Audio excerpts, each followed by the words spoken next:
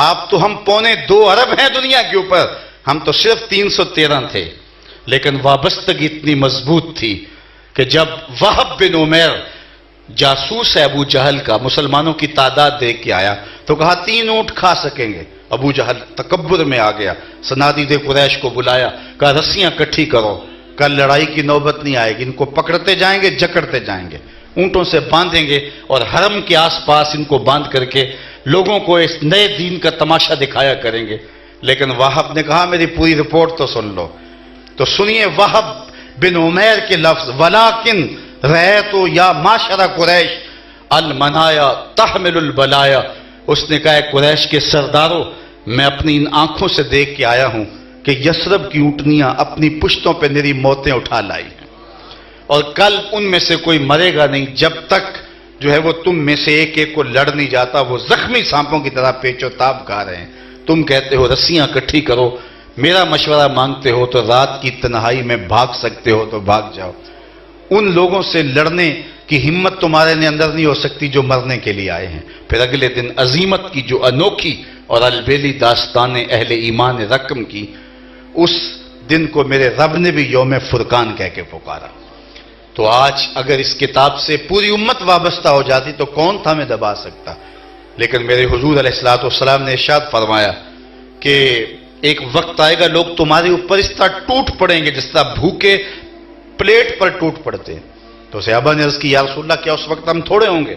فرمایا اس وقت تم بہت زیادہ ہوگے، لیکن تمہاری مثال ایسے ہوگی جس طرح یہ سیلاب کے اوپر اٹھتی ہوئی جھاگ ہوتی ہے، بے توقیر، بے وزن۔ یا رسول اللہ وہ کیسے؟ فرمایا تمہیں ایک بیماری لگ جائے گی جس کا نام وہن ہوگا۔ صحابہ نے عرض کی مل وہن یا رسول اللہ صلی اللہ علیہ وسلم، حضور وہن کیا ہے؟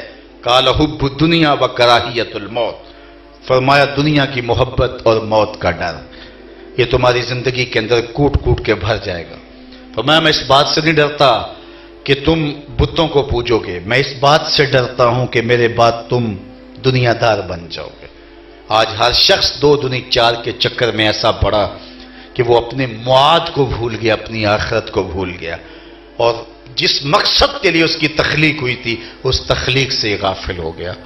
اور صاحب جب دولت کی کثرت موت کو پھر پسندیدہ بنا دے تو چونکہ برے اعمال کی کثرت سے مواخذے کا ڈر اور آگے پیش ہونے کا خوف، وہ ڈرے گا کہ میری زندگی ایسی ہو کہ میں جو ہے وہ موت سے ڈر اور موت کا خوف اس کے اندر رچ بس جاتا ہے۔ لیکن اگر وہ اپنی زندگی کو مالک کی رضا پہ گزارتا ہے تو پھر موت کو بھیانک نہیں ہوتی۔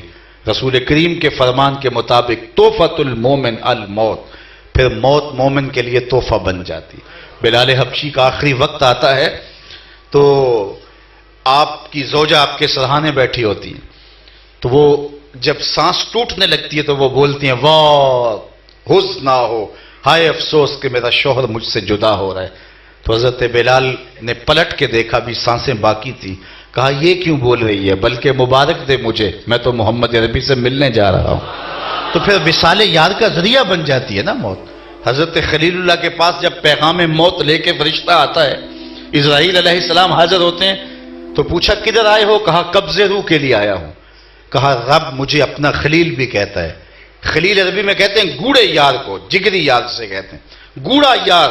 تو کہا میرا رب مجھ کو اپنا خلیل بھی کہتا ہے اور پھر تجھے میری موت کے لیے بھیج دیا، بھلا کوئی ایسا بھی یار ہوتا ہے جو یار کی موت چاہے؟ فرشتہ واپس چلا گیا، بارگاہ عزدی میں عرض گزار ہوا مالک تیرے خلیل نے یہ میسج دیا ہے، یہ پیغام دیا ہے، بھلا کوئی یار بھی یار کی موت چاہتا ہے؟ مجھے خلیل بھی قرار دیا ہے اور آپ کو بھیج دیا۔ تو کہا جا پھر میرے خلیل کو میرا سلام دے اور ساتھ کہے کبھی ایسا بھی ہوا ہے یار نے یار کو بلایا ہو، یار ملنے بھی نہ آیا ہو؟ تو پھر روح بے چین ہو گئی، کہا جلدی کر جلدی کر۔ تو جب اپنی زندگی اپنی مرضی سے نہ گزاری گئی ہو، کسی کی مرضی سے گزاری گئی ہو، تو پھر زندگی جو ہے جب بندہ اس دنیا سے چھوٹتا ہے تو تحفہ بنتا ہے اس کے لیے۔ لیکن ہماری زندگی بھی عذاب اور ہم موت سے بھی ترساں اور لرزاں، کراہیت الموت یہ ہماری زندگیوں میں شامل ہو گئی۔ صاحب اس کا علاج کیا ہے؟ اس کا علاج یہی ہے کہ ہم اس کتاب سے جڑ جائیں۔ اجتماعی طور پہ اگر ہم کتاب سے جڑ جائیں تو ہمارا کوئی مسئلہ باقی نہیں رہے گا۔ اور جب حضرت امام مہدی آئیں گے کوئی مسائل باقی نہیں ہوں گے۔ آج ہم روز کسی نہ کسی مصیبت میں پکڑے ہیں۔ آج شام کے اندر ہمیں کاٹا جا رہا ہے، فلسطین کے اندر ہمیں توڑا جا رہا ہے، آج افغانستان کے اندر ہمارے ساتھ جو سلوک ہو رہا ہے وہ کسی سے مخفی نہیں ہے، برما کے اندر تو قیامت توڑ دی گئی، حاملہ عورتوں کے پیٹ چیر کر کے بچے نکال کے سامنے ذبح کیے جاتے ہیں۔ یہ وقت بھی ہمارے اوپر آنا تھا، اور ہم جس وطن میں رہتے ہیں یہاں آئے دن کوئی نئی مصیبت کھڑی ہوتی ہے۔ اسلام کا نام لینے والے ممالک کے اندر حضور علیہ السلام کی ناموس اور ختم نبوت پہ باتیں ہوتی ہیں، تو یہ مسئلے مٹ جاتے اگر ہم اس کتاب سے وابستہ ہو جاتے، اس کتاب سے جڑ جاتے۔ ادارۃ المصطفیٰ کا یہی میسج ہے کہ اپنے آپ کو اجتماعی طور پہ اور انفرادی طور پہ اس کتاب سے جوڑ لو اور اس کتاب کا عمل معمول زندگی بنا لو۔ 2 رکوع کم از کم کتاب اللہ کی تلاوت آج سے اپنا معمول بنا لو، پھر دیکھنا زندگی کے اندر کیسے روشنیاں اترنا شروع ہو جائیں گی، کیسے اجالے آنے شروع ہو جائیں گے۔ اس کتاب کا 5واں حق یہ ہے کہ اس کتاب کو بطور قانون نافذ کیا جائے تاکہ ہماری زندگیوں کے اندر روشنی آئے اور ایک خوشگوار معاشرہ تشکیل پائے۔ اور اس کا 6واں حق ہمارے ذمہ یہ ہے کہ اس کے پیغام کا ابلاغ کیا جائے، لوگوں تک یہ کتاب پہنچائی جائے، اور اس سے پہلی شرط یہ تھی کہ ہم خود اس کتاب کے عامل ہوتے، ہمارے رویے، ہمارا طرز زندگی، ہمارا انداز معاشرت ایسا ہوتا کہ ہم کو دیکھ کر کے لوگ اسلام کی جانب آتے۔ ایک جو ہے وہ انڈیا کا رائٹر ہے سوامی لکشمن پرشاد، اس نے کتاب لکھی عرب کا چاند، تو اسے انٹرویو کیا گیا کہ تیری کتاب اتنی خوبصورت ہے، حضور کی سیرت پر کتاب تھی، سطروں میں لفظ نہیں چراغ رکھے دکھائی دیتے ہیں اور لوگ اس کو پڑھ کر کے ایمان کی تازگی لیتے ہیں، تو خود مسلمان کیوں نہیں ہو گیا؟ تو اس کا جواب سننے والا ہے۔ اس نے کہا جب میں اس کتاب کو لکھنے کے لیے امہات کتب سیر کو پڑھا تو یہ جذبہ میرے دل میں جاگا، لیکن جب میں مسلمانوں کی حالت دیکھتا ہوں تو میں کہتا ہوں میں ہندو ٹھیک ہوں۔ یہ کتنی بڑی بات ہے۔ ہمارے روڈ پہ گاڑی چلتی تھی جس کے پیچھے لکھا ہوتا تھا عقل نہ ہو تو موجیں ہی موجاں، تو اگر نہ سمجھے تو موج ہے، لیکن اگر عقل ہو تو پھر یہ راتوں کی نیند اچاٹ کر لے۔ آج ہمارا کردار لوگوں کے ایمان کے راستے میں رکاوٹ ہے، چونکہ کردار اثر انداز ہوتا ہے، تقریر اثر انداز نہیں ہوتی، کردار کی چمک ہوتی ہے۔ حضرت شاہ نقشبند بخاری علیہ رحمہ فرماتے ہیں جس شخص کی خاموشی فائدہ نہیں دیتی اس کی تقریر بھی فائدہ نہیں دیتی، اس لیے اپنے کردار کے اندر چمک پیدا کرنے کی ضرورت ہے۔ امام محمد بن حسن شیبانی جب بصرے آتے ہیں تو یہودی مناظرہ کرنے کے لیے کھڑا ہے، مسلمانوں کا امام آ تو لے، ایسی باتیں کروں گا الٹا کے رکھ دوں گا۔ امام محمد سادہ سا امامہ باندھا ہے، سنت کا جامع پہنا ہے، چمکتا چہرہ، روشن چہرہ، اور آپ گھوڑے پہ سوار ہو کے جب آئے نا تو جو مناظرہ کرنے بیٹھا تھا اس کی نظر جب آپ کے چہرے پہ پڑی تو اس کے لبوں پہ کلمہ جاری ہو گیا۔